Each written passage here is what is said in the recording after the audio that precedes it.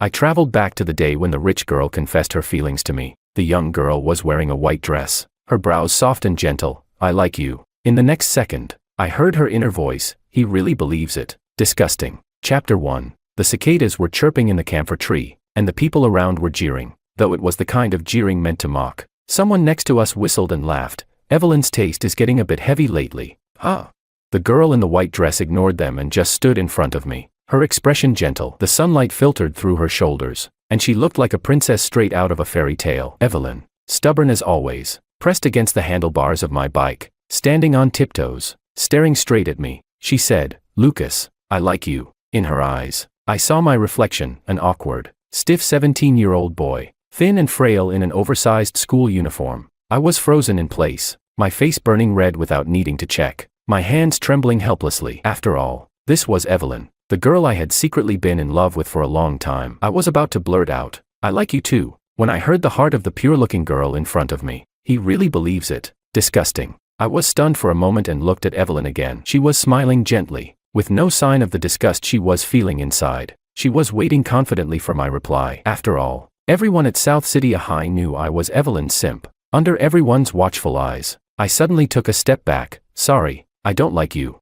Evelyn's expression turned ugly for a moment. No one had ever rejected her before. Just then, a silver-haired girl walked by arrogantly, as if she hadn't noticed the drama unfolding here. I recognized her. She was the notorious school bully, the queen of our school, and Evelyn's arch-nemesis. I pointed at the school bully and said to Evelyn, "I like her type. You're too childish. You understand." I wobbled my bike's handlebars. "So, Evelyn, move aside." Evelyn must have been bewildered, not understanding how the boy who had adored her a second ago could now tell her to get lost. She stiffened, placing her hand on my handlebars, an intense unease showing between her delicate brows. She bit her lip and asked, "What's wrong with you?"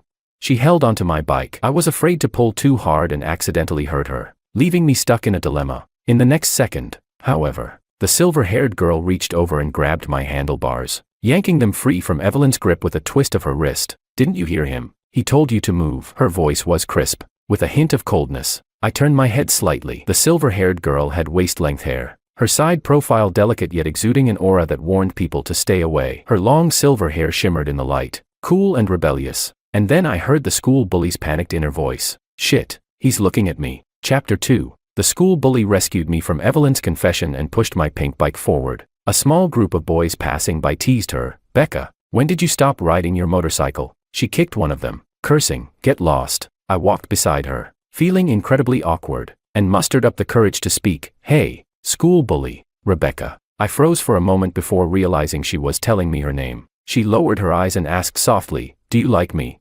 My first instinct was to shake my head, but then I heard her eerie inner thoughts. Anyone who's used me as a shield ended up in concrete pillars, so I immediately nodded my head vigorously. Rebecca had a pair of charming, almond-shaped eyes. "Right now," she smiled, stopping in her tracks, reaching out to pinch my cheek. Her thumb brushed over the mole under my eye, and she slowly said, "From now on, you'll help me with my homework, watch me practice dancing, and give me rides to and from school. Treat me 10 times better than you treated Evelyn. Got it?" Even though she was shorter than me, I instinctively shrank back. I was a bit confused and asked, "What do you mean?" She condescendingly patted my face, smiling sweetly. "It means, I've accepted your pursuit." Rebecca, with her silver-dyed hair, ear piercings, and face screaming high maintenance. Suddenly, I felt like maybe going back to battle Evelyn was a better option. Chapter 3. I followed the road back home, guided by my memories. This was the Villa District. I was 17 when they brought me back from the countryside. At 17, I didn't understand many things, like why my mother was the legitimate wife. Yet I had an older half-brother, Diego, who was just a few months older than me. Everyone liked Diego, including Evelyn. Evelyn and Diego were childhood sweethearts from the beginning. Even when she first acted kindly towards me, it was only to convince me to donate a kidney to him. If it weren't for Diego's illness, the Song family would have never thought of bringing me back to them. I wasn't a person, I was medicine. But now, their intentions hadn't been revealed yet. Diego, still recovering at home, was in the garden watering the flowers. When he heard me enter, he looked up and smiled gently. "You're home late. We finished dinner a while ago." It didn't matter. I wasn't allowed to sit at the table anyway. Evelyn confessed to me today. The watering can suddenly dropped from his hand, splashing water on his face. He forced a smile. "Really? Congratulations." I raised an eyebrow in surprise and said, "Of course, I didn't accept. How could she ever be good enough for me?" In an instant, I was overwhelmed by a flood of vicious, hateful thoughts, coming from the always kind Diego. A walking kidney bag, and he's not grateful to us. How dare he say that? Evelyn only told me she'd approach Lucas. She never said she'd confess to him. This poor kid must be lying.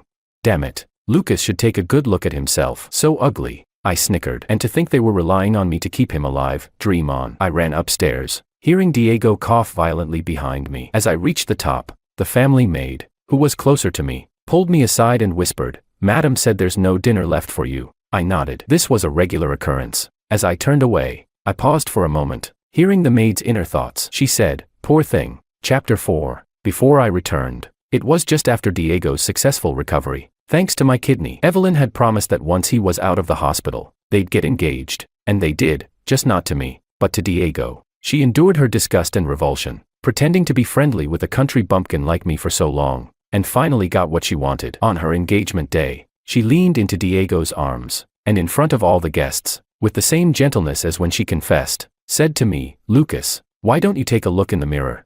I looked down and saw my reflection on the polished floor, bloated and overweight from the medication. A far cry from the handsome and charming Diego. Perhaps we were always worlds apart. In that moment, I felt my heart shatter into pieces. Luckily, it was all just a dream. I woke up right at the moment Evelyn confessed to me, now with the added ability to hear people's thoughts. I grabbed my phone from under my pillow and opened the chat app, where there were already 99 plus messages. Only one chat was pinned at the top. Evelyn. The 17-year-old me had genuinely liked her. Evelyn's messages were still coming in, and she was probably crying from frustration. Evelyn, "Lucas, I'll give you another chance. My confession still stands." Evelyn, "You're doing this on purpose, aren't you? Congratulations. You succeeded." Evelyn, "Stay away from Rebecca. She's bad news." There were also several missed calls. Scrolling up, I saw messages I had sent, usually a long string of texts, but with no response from the other side. On the rare occasion Evelyn did reply, I'd be over the moon for half the day. And now, Evelyn was still flooding my phone with messages. With a swift motion, I blocked her. Then I slowly opened the class group chat. Sure enough, they were discussing the incident from this afternoon. The school flower and the school queen fighting over a guy. Such a boring headline. They even posted pictures from the scene. I clicked on one and my face immediately flushed. In the photo, the silver-haired girl was standing in front of the boy, so close it looked like she was leaning into my arms. She was staring at Evelyn with a provocative look, raising an eyebrow. The chat continued to scroll. Who's this guy anyway? Looks like a total country bumpkin. Even the heartthrob from Third High didn't manage to win over Becca. We usually can't post Becca's pictures without her permission, but she didn't say anything today. Guess it's real. I exited the chat and saw a new friend request notification. The username was BC, with a note that read, "Lucas love interest." My heart skipped a beat, and I accepted. "Lucas, I've accepted your friend request. We can start chatting now." After a brief pause, she sent a voice message. Her voice was teasing. "Just friends." I tried to pause the voice message but fumbled, accidentally hitting the video call button. She answered, and suddenly her beautiful face appeared on the screen, so close that her eyelashes seemed like they could brush against my face. I unconsciously pulled my phone back a bit. A laugh came from the other side of the screen, and Rebecca said softly, "Lucas, why is your face so red as soon as we start talking?" I couldn't say a word for the longest time. Then, from somewhere behind her, I heard someone yell, "Becca, we want to see your boyfriend too. It's all over the forums." Without even turning around, Rebecca chuckled, "Get lost." She stretched out her hand to cover the camera like a child hiding their toy, being petty. It was pretty childish. After a while, Rebecca moved her hand away, the corners of her lips curling up. "You couldn't wait to video call me after being apart for a bit. What's wrong? You miss me already?" Her words were light, almost seductive. Just as I was about to explain, my stomach growled loudly. I was starving. Before she could react, I quickly hit the red button to end the call. Damn, how embarrassing. Damn, she's beautiful. Chapter 5. It was already night, and the Song family had a curfew. I couldn't leave, and there was no dinner left for me. A grown man, hungry enough to gnaw at the bedpost. I could only resign myself to lying on the bed, waiting for the hunger to pass. Outside the window stood a tall camphor tree. If it weren't for this tree, blocking the view and the sunlight, I wouldn't have been given this south-facing room. The leaves rustled, and I heard the light tapping of knuckles on the glass. I looked up to see the silver-haired girl, clinging to the branches of the camphor tree with reckless abandon. One hand was tapping on the window, and the other held a full bag, with chopsticks hanging from her mouth. I quickly got up, incredulous, and opened the window. The night wind blew in like wildfire. Rebecca handed me the bag and pushed her wind-tousled hair behind her head. "My dear classmate Lucas, Becca's version of takeout."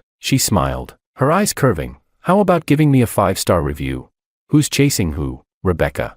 Chapter 6. The next day, Rebecca gave me the answer. It was definitely me chasing her. I had to wait for her at school, run errands for her between classes, and even attend her volleyball games to cheer her on. I brought 2 bottles of sports drinks for Rebecca and slowly made my way to the school gym, only to find it packed, especially with boys. They were all shouting Rebecca and Evelyn, Class 1 versus Class 3 in a basketball match. And of course, both girls were in those classes. I headed toward Rebecca, but someone stepped in front of me. Evelyn stood there, and her disgusting comment from yesterday still pricked at my heart. Her expression softened slightly as she reached for the drinks in my hand. She used to do this all the time. I would run around fetching water and towels for her during volleyball or dance practice, and she would occasionally throw me a small reward. Evelyn said, "Since you brought me water, I'll forgive you for yesterday." I dodged her hand and said bluntly, "Move aside." She froze in place. I walked past her, taking a few quick steps toward Rebecca, and handed her the drinks. Rebecca squinted, inexplicably in a good mood, and lazily said, "Oh dear, I can't open the bottle." Resigned, I took the drink back, twisted the cap off, and handed it to her. Rebecca tilted her head back and took a sip, her beautiful lips curling into a smile as she snickered at something behind me. Suddenly, I heard her thoughts. Ugh, I can't stand people who overthink. I turned around, and sure enough, Evelyn was still standing there, looking a bit flustered. Her face was red with anger, and when she noticed me looking, she averted her eyes. She was upset, and I was thrilled. Chapter 7. Rebecca was in top form, unstoppable, a total sports goddess. The gym was filled with waves of cheers. Evelyn, on the other hand, seemed unusually distracted, frequently glancing toward the audience where we were sitting. She was practically crushed. Rebecca's team won without any suspense.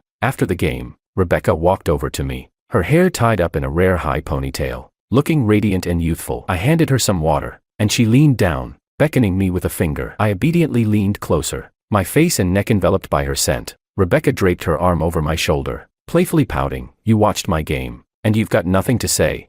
I blinked, while the guys nearby had been shouting, "Becca is so cool." For half an hour, I looked up at her and hesitantly said, "Becca is cool." In the next second, something covered my head. It was Rebecca's school jacket, which she had left by the sidelines before the game. The scent of her soap filled the air around me. I heard someone rush over to check on her. "Becca, why are your ears and face so red? Are you feeling unwell?" Rebecca, rare in her embarrassment, snapped, "Stop talking." Chapter 8. Life without Evelyn at the center was so much easier. My earliest memory of Rebecca was from the time I came out of a convenience store and stumbled upon her fighting with students from another school. I crouched against the wall, scared of getting caught in the crossfire. When it was finally quiet, I dared to look up. Rebecca was the only one left standing. She leaned against the wall, looking at me with a smirk. I was a tall guy, over 6 feet. What was I scared of? Okay, I was scared. Rebecca asked, "Got a band-aid?" I did. After hesitating for a moment, I walked over and handed her one. She held out her hand, showing a small scrape on the back of her pale hand, clearly wanting me to put it on for her. Rebecca looked down and asked, "You're from B-High?" I nodded. "Which class? What's your name?" Afraid that she might hunt me down later, I mumbled, "I'm just the guy who's always liked Evelyn." It wasn't wrong. At a high, maybe no one knew the name Lucas, but everyone knew Evelyn Simp. Just as I was about to put the band-aid on her, Rebecca suddenly pulled her hand back, her expression cold. She scoffed, "Boring." I must have said something that upset her. She walked away, her back looking thin and unsteady. But now, surprisingly, Rebecca seemed easygoing. Even when she got mad, she was quick to forgive. On the other hand, Evelyn always felt unpredictable. When she was nice, it seemed like she really liked me. When she wasn't, she was downright cruel. Fortunately, I no longer had anything to do with her, or so I thought, until Evelyn showed up at the Song House after school. I had gone downstairs to get some study guides and ran into Diego, who was happily walking out of the piano room. "Evelyn, it's been so long since you visited me," he said, with a trace of complaint in his voice. Evelyn stood silently for a moment before asking, "How's your recovery going?" Diego rambled on, "I've been such a burden to our parents, but I'm okay. You don't need to worry. I'll ask the maid to cut some fruit for you. You love fruit, don't you?" Yesterday, Evelyn cut him off, pressing her lips together. "No need." She looked up toward the stairs and made direct eye contact with me. She stared at me and said, "I'm here to see Lucas." Diego froze, as if he hadn't heard her right, and repeated, "Evelyn, who are you here to see?" Evelyn ignored him and stubbornly kept her eyes on me. "Lucas, come down and talk." Under her gaze, I slowly walked down the stairs. I grabbed the math study guide I'd left on the table and sighed. It's not that I'm ignoring you. I was on a video call with Rebecca about math problems. If I keep her waiting, she'll get mad. Diego's face turned pale. Evelyn's face darkened. Chapter 9. That night, Diego threw a fit, demanding to return to school. Being the family's darling, and with his health improving recently, the family agreed. After his return to school was arranged, Diego's mom, for the first time, deigned to speak to me at length. Half advice, half threat. Her words boiled down to one thing. I was to be Diego's study companion. Diego's mother said, "Lucas, don't forget that the reason you're able to attend this school is because of the resources I provided." She had always looked down on me as some country bumpkin and never really took me seriously. My dad only got where he was thanks to Diego's mom, a wealthy heiress, so her status was naturally higher. I nodded in silence. When the conversation ended, my dad finally spoke, calling my name, Lucas. I turned around. He said, "Don't call Diego your brother at school. It's hard to explain. Same father, 2 brothers, just a few months apart. Who could explain that?" Chapter 10. Diego's return to school stirred up quite the commotion. He had taken a break for half a semester due to his illness, but during his time at school, he had been a figure of influence. He and Evelyn were in the same class, and lately, they had been appearing inseparably together. Naturally, the rumors between me and Evelyn quickly died down. Diego, backed by his parents, freely ordered me around. Living under their roof, I had no choice but to comply. On a scorching summer afternoon, I had to run errands to buy ice cream for him and his gang. By the time I returned, drenched in sweat, they were laughing with their feet on my desk. "That Lucas, you can tell he's a poor kid from the countryside. First clinging to Evelyn, now hanging out with Rebecca. Lucas's grades are terrible. He's nothing compared to Diego. Evelyn and Diego are childhood sweethearts. Diego, what's Lucas to you? Anyway, I've never seen a dog so obedient." They laughed again, as if they had just heard the world's funniest joke. One of them kicked my desk again. Suddenly, someone said, "Hey, Diego, Lucas has the same last name as you." Diego's smile froze for a moment but quickly returned to normal. "Lucas is the son of our driver. My dad pulled some strings to get him into this school." I interrupted their praises of Diego's kindness and put the now melted ice cream on the table. Diego flicked the contents with his fingers and said, "Lucas, it's all melted. Do me a favor and go get some more." Even though I relied on the He family's money to attend school, I couldn't swallow my anger anymore. I was ready to flip the table when a sweet voice rang out. Uncharacteristically stern, Evelyn said, "Diego, that's enough." The room fell silent. Diego couldn't keep up his smile anymore. "Evelyn, you know He swallowed the rest of his words. For some reason, when he looked at Evelyn, he didn't dare finish. I heard Diego's inner thoughts, a mix of anger and frustration. He was thinking, Evelyn and I have been through the same thing. Why is her attitude changing? I glanced at Evelyn, confused about why she was speaking up for me. Maybe they had switched tactics, one playing the good cop, the other the bad. Slowly, I said, "What's so over the top about this? You've done worse before, haven't you?" Back when I was chasing after Evelyn, she was awful. She once made me go buy coffee in a raging storm, and when I returned, drenched but with the coffee intact, she barely glanced at me and said, "Lucas, the coffee's cold." Evelyn clearly remembered it too. The room grew colder, and no one dared speak. Suddenly, I felt someone's arm hook around my neck from behind, pulling me against a soft, feminine body. The silver-haired girl, Rebecca, was smiling, but her gaze was fierce. "So this is where you've been, running errands for people." Rebecca scanned the room. Everyone she looked at paled. To this day, the school forums were still buzzing with posts about Rebecca. Her reputation as the school's queen was widespread. "Making him run errands." Rebecca's voice was sharp, enunciating every word. "Are you even worthy?" Chapter 11. Rebecca casually told the group to go for a run. None of the boys dared to argue. They obediently did as she said. Even Diego wasn't spared. A bunch of them ended up drinking the melted ice cream and running laps under the scorching sun, while classmates watched from the balconies and the headmaster, bald and sweating, rushed to the track. The mastermind, Rebecca, stood beside me, her silver hair flamboyant as ever, watching them with an expressionless face. She wasn't happy. "Rebecca." I called her name. She turned to me, and the displeasure on her face instantly melted away. "Don't do this next time. It doesn't look good." It wasn't that I pitied Diego and the others, it was that it wasn't worth it for Rebecca to do this for me. Since my mom died, I'd been self-reliant, and no one had ever treated me so kindly. Even though Rebecca was said to have done worse things before, such blatant rule-breaking could damage her reputation. Rebecca rested her chin in her hand and leaned in close. So close I could count her eyelashes. I saw my reflection in her eyes. "Did it feel good, Diego?" she asked. I hesitated for a moment. "It did." Rebecca smiled like a cat who'd just caught a mouse. "Then it was worth it." Chapter 12. After Rebecca stepped in, Diego didn't dare boss me around anymore, even at home. He was too scared to tattle. Just hearing Rebecca's name was enough to shut him up. Maybe what I said to Evelyn had also struck a nerve, because she stopped bothering me too. Occasionally, I'd see Evelyn and Diego walking together at school. One moment, Diego would be all gentlemanly with her. The next, he'd look at me with nothing but disgust. He must have had a natural talent for changing his expression, like one of those face-changing opera performers. But Evelyn didn't seem as close to him as I'd imagined. Not that it mattered to me anymore. I had one task: study hard. Well, maybe now I had another task: helping my struggling classmate Rebecca with her studies. On the day of the monthly exam results, the bulletin board was crowded. I hadn't done well in the past, but during my bedridden days, I had spent all my time reading high school textbooks, hoping to retake the college entrance exams one day. So this time, I was eager to see where I ranked. Diego and his group were crowded around the top of the board.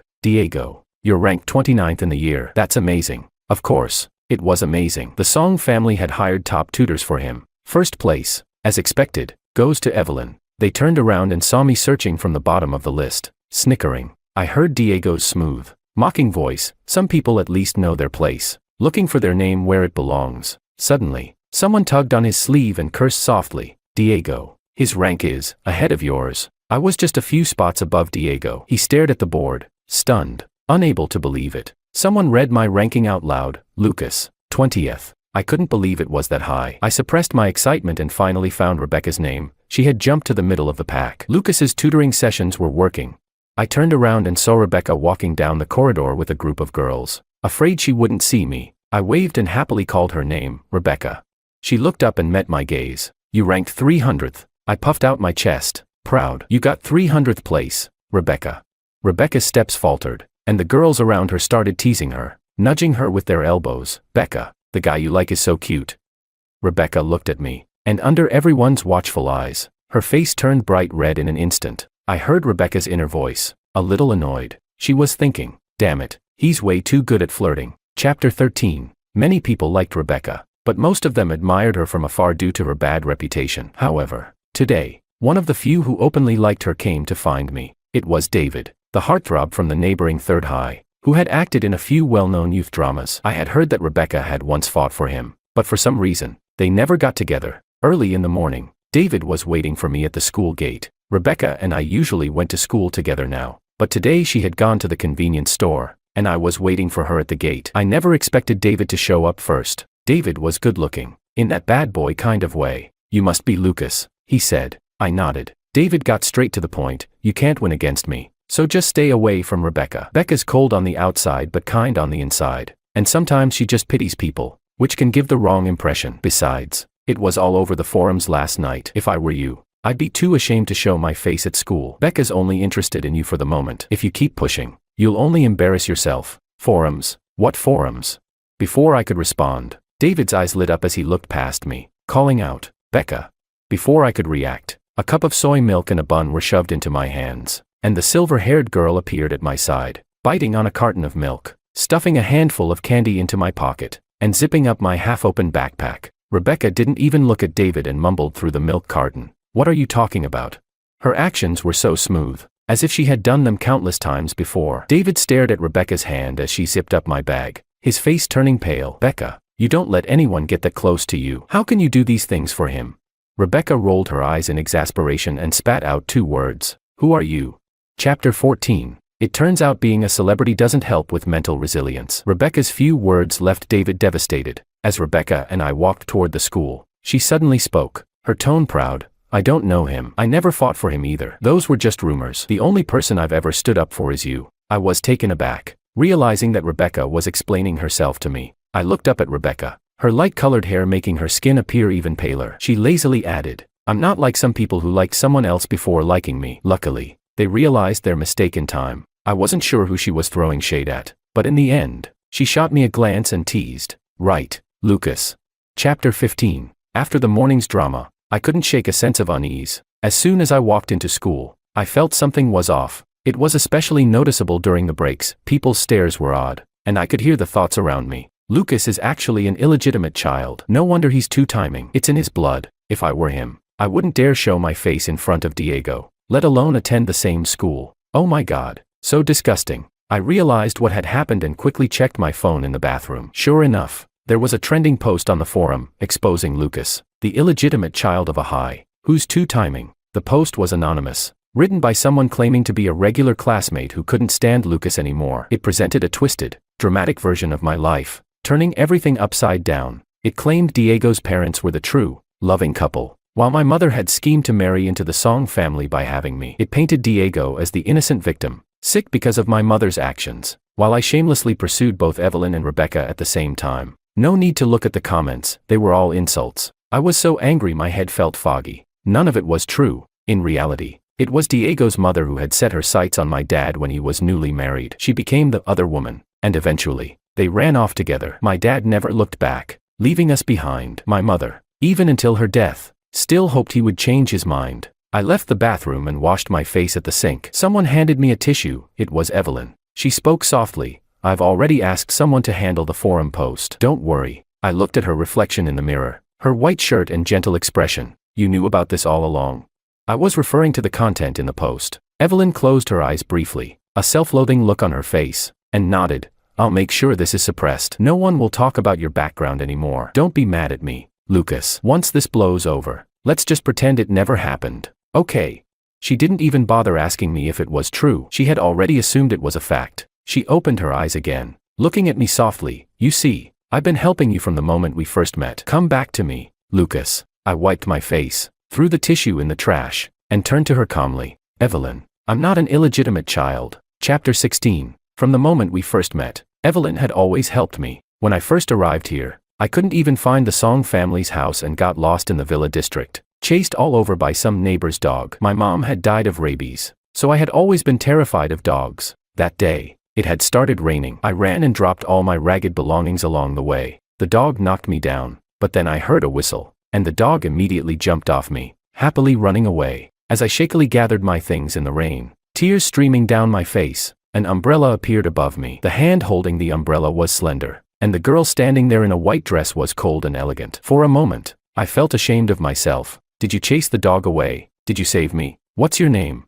She said. I'm Evelyn. After that, I lived under the Song family's roof, ignored at school, but Evelyn always helped me. I stuck by her side. Maybe even I couldn't tell if what I felt for her was love. After all, from the start, she had her own motives. Evelyn was complicated. Sometimes I thought she liked me. She even wrote her name in my textbooks. But the next second, she'd get mad and scratch it out. I always knew she was disgusted by something about me, but I never knew what. Now I understood. She had always believed I was an illegitimate child, that the blood in my veins was dirty. Loving Evelyn was worse than loving a dog. Chapter 17. I walked straight to Class 1's door and, as expected, found a crowd gathered around Diego. He looked forlorn and pitiful, while everyone around him was busy comforting him. When they saw me standing at the door, they glared at me. Thanks to Rebecca's intervention last time, no one dared to insult me openly, afraid of getting on the wrong side of the school's queen. Diego had always put on a good front with me, but lately, something had changed. First, he'd made a fuss about returning to school.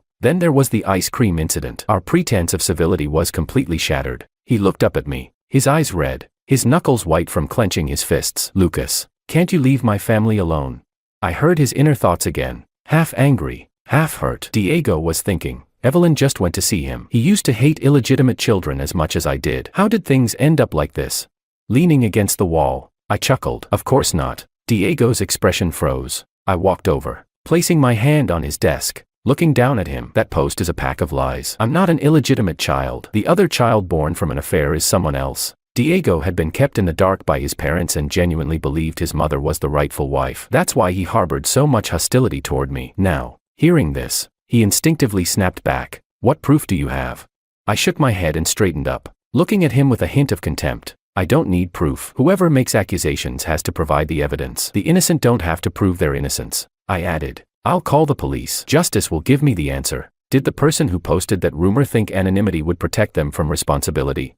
Diego's face turned pale. Before I could call the police, justice arrived on its own. Someone muttered. The forum's anonymous feature just went offline. The person next to me was hiding their phone behind a book, reading the post. The name of the poster was now clear, Class 1's Diego. The looks people gave Diego were strange. After comforting him for so long, they realized he had written the post himself. What a two-faced act. Diego, with his thin skin, blushed furiously and fainted from the stress. Chapter 18. In the VIP ward, Diego had just come out of dialysis, looking pale, while the nurse was bustling around and his mother fed him pre-cut fruit. I was getting scolded by Song's father. Lucas, I'm really disappointed in you. Is this how you repay us? By making your brother so angry that he ends up in the hospital?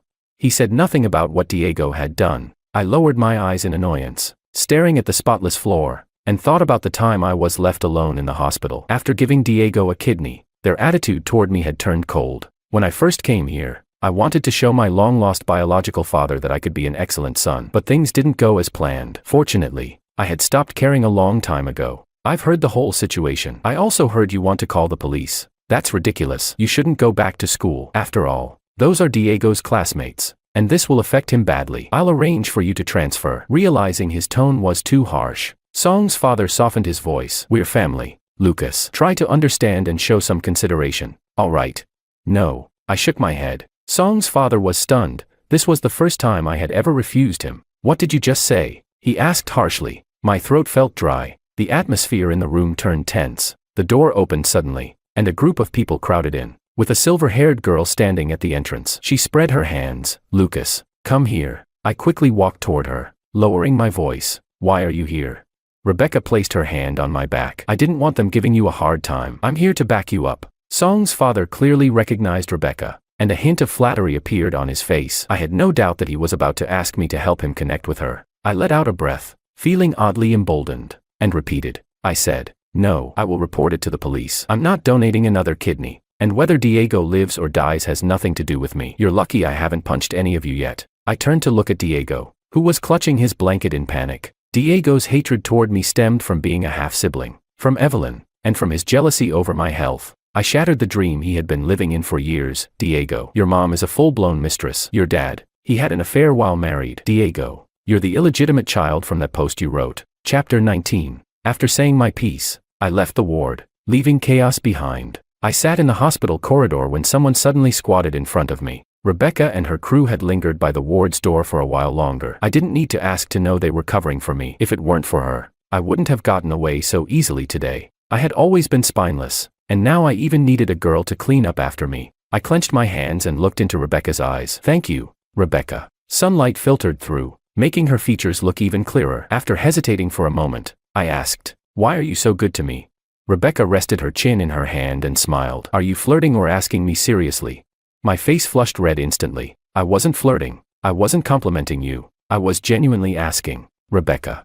Rebecca frowned slightly, as if she were genuinely considering her answer. Do I need a reason? Some people just shine so brightly that when you see them, you want to give them the best of everything. The first time I saw you, you were being chased all over by Sue family's dog. It was pretty special. I was the one who whistled to call the dog away. I was going to check on you, but then I saw Evelyn. She annoyed me, so I left. If I had known it was you, I wouldn't have turned around. If I had known it was Lucas, I wouldn't have let anyone else get ahead of me. That one turn, and all Lucas could see was Evelyn, never noticing me again. I watched him run errands for Evelyn, saw him get hurt but still like her, watched them look like a couple, and I had no choice but to step aside. My expression shifted slightly, realizing Rebecca had helped me before Evelyn even got involved. I waited for her to continue, but she didn't. Instead, she looked at me with clear, playful eyes, and then, why so eager to know my feelings? Lucas. Rebecca stood up, pretending to speak casually. That Sioux family dog is usually very well behaved and never runs off. It listens to its owner. Chapter 20. Rebecca took me to the police station to file a report, and the forum post remained up. Apparently, Diego had tried to delete it several times, but it couldn't be removed. Just like when the forum's anonymous feature bugged out and got disabled that day, the comments had already turned against him. Rebecca and I had a good laugh over the content of the post. She scoffed at the part about me two-timing, coldly saying, Evelyn, a boat worth stepping on, please. The case was resolved quickly. Not only did Diego have to issue a public apology, but I also received financial compensation. It wasn't much, but it was enough to free me from the Song family's control, covering my tuition and living expenses. Diego admitted to making up the rumors, which was also an indirect admission that he was the real illegitimate child. After that, his condition worsened. Adding insult to injury, the Song family's business suddenly took a nosedive, but none of that mattered to me. I was enjoying my compensation from the Song family, sipping on a carton of yogurt while typing on my phone. Lucas, I knew justice would prevail. Rebecca, and what about me? I thought for a moment, smiled, and typed. Becca will always lead me to justice. There was no reply for a long time. I set my phone aside and focused on my homework. When I remembered to check again, a new message had been sitting there for a while. Rebecca had sent a voice message. Her voice was sweet as it flowed through the speaker. Lucas, what should I do? It feels like you're about to catch up to me. Chapter 21. Under the camphor tree, the girl in the white dress, Evelyn, had been standing for a long time. The dappled sunlight falling on her was soft. As I walked past, she called my name, stopping me in my tracks. I turned around, not understanding why. Evelyn's expression was complicated, as if she felt a sense of relief, but also something else. Sorry, she murmured, biting her lip. I never thought I would hear Evelyn say those two words. She didn't look as hard to approach as Rebecca, but deep down, she was prouder than anyone, the kind of person who'd rather die than lower her head. Patiently, I asked, is it because you misunderstood that I was an illegitimate child? Evelyn stared at me for several seconds, her eyes welling up with tears. For everything that happened before, Diego had been telling me for years that he had a half-brother. I took his word for it, seeing that I showed no reaction. Evelyn lowered her eyes, looking fragile like glass. Have you met my little brother?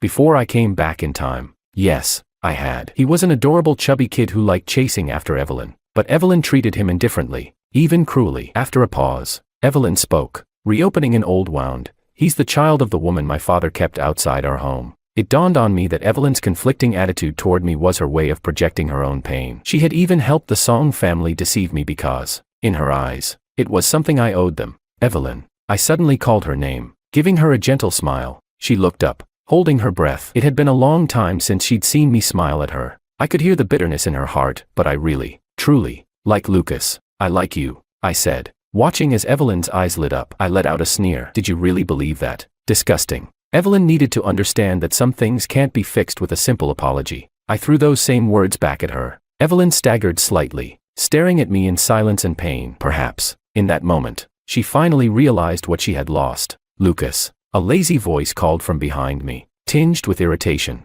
I turned around quickly to see Rebecca standing not far behind us, holding a strawberry-flavored ice cream. Her beautiful face was cold, and I suddenly felt like I had been caught cheating. Forgetting Evelyn, I quickly walked toward Rebecca. Just 2 steps away from her, she suddenly threw herself into my arms. I caught her, steadying her, but I heard her let out a small cry of pain. I immediately looked down. Did you hurt yourself? Where does it hurt? Rebecca took my hand, slowly guiding it to her chest, just above her heart. Under my palm, I felt her soft skin and the intense, rapid beating of her heart. I looked up to see that there wasn't a trace of pain on her face. Instead, she tilted her head, her expression playful and mischievous. It hurts right here. I sighed helplessly. Rebecca pouted. Dear Lucas, I can understand that there are other girls around you. After all, we're not officially together, but as your pursuer, I'm feeling a little insecure. So, I've decided to change the word pursuer to something else. Can you guess what word? What word? Rebecca stomped her foot and gritted her teeth. Girlfriend. I couldn't hear any more thoughts, just the sound of 2 hearts beating loudly. Neither of us said a word as the sunlight poured down. In any case, there was still a long road ahead and a lot of life left to live. After all, this was a new beginning. In reality, the school queen, Rebecca, wasn't that hard to catch after all.